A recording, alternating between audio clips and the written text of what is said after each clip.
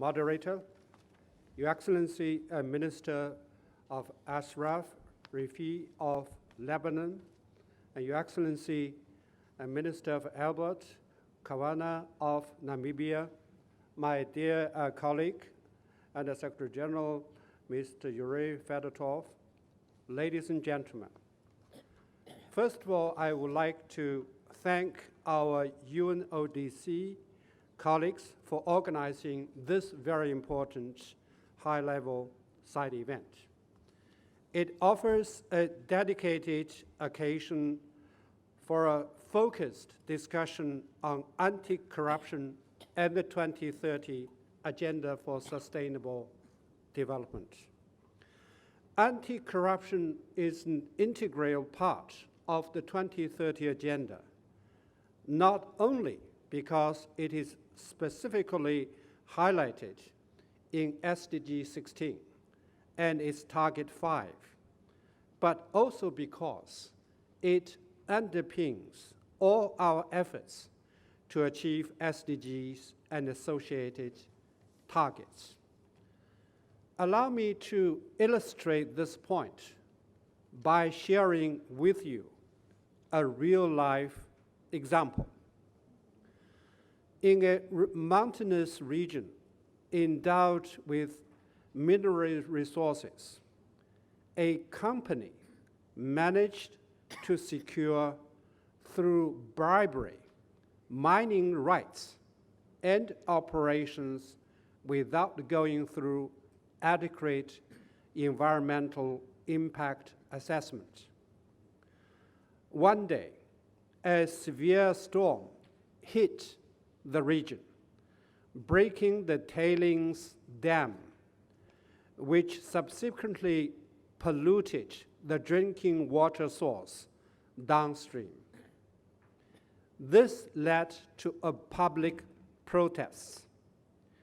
In response, the company agreed to pay for the construction of pipelines to bring tap water into the town. One would assume that problem was solved, at least temporarily. As it happened, the mayor of the town contracted out the management of the water piping station to his cousin, who levied an exorbitant charge for accessing the tap water. Many poor residents, unable to afford the charge, went back to the polluted stream for their water needs. It did not take long before a public health crisis emerged. This case was covered by a mainstream newspaper a couple of years back. Similar cases are continuing to happen across the world, as reported in the media. What did this case tell us? This case demonstrated that because of corruption, the local ecosystem was degraded. Because of corruption, poor households could not have access to safe drinking water. And as a result, there was epidemic. The linkage between anti-corruption and SDGs are clear to see.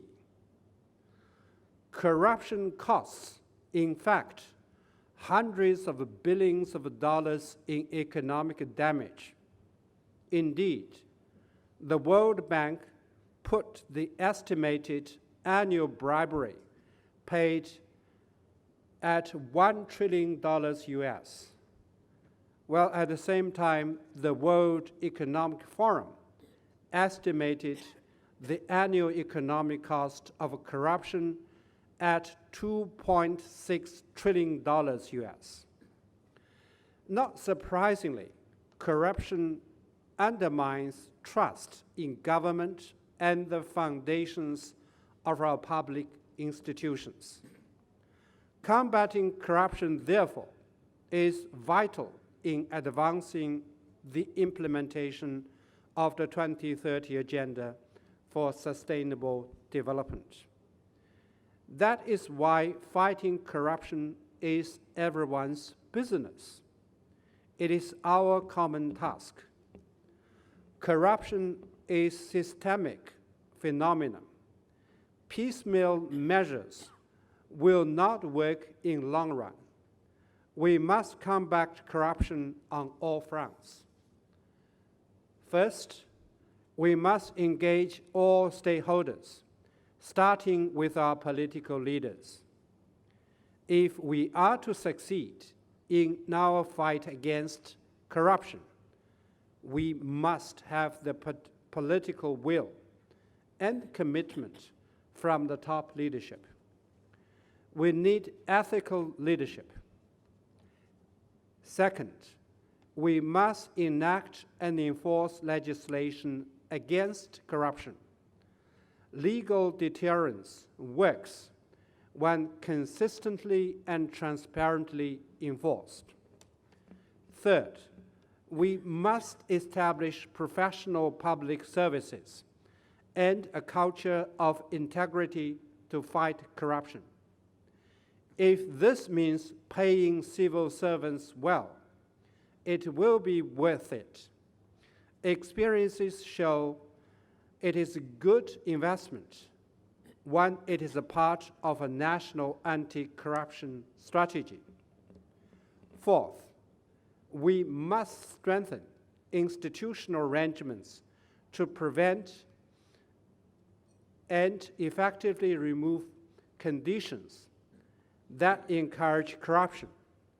For example, by creating transparency for public spending, cutting red tape, and empowering oversight mechanisms, such as supreme audit institutions. Fifth, we must tap into technologies such as information and communication technologies and the Internet to foster accountable government and transparent and inclusive public services.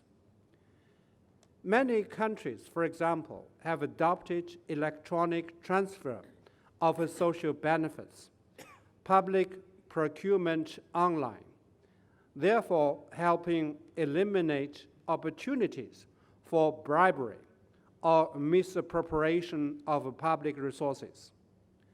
Finally, we at the United Nations must do more to help build capacity at the country level. In this context, UNDESA is ready to work closely with UNODC, UNDP, World Bank, and others to enhance training and capacity building initiatives in combating corruption.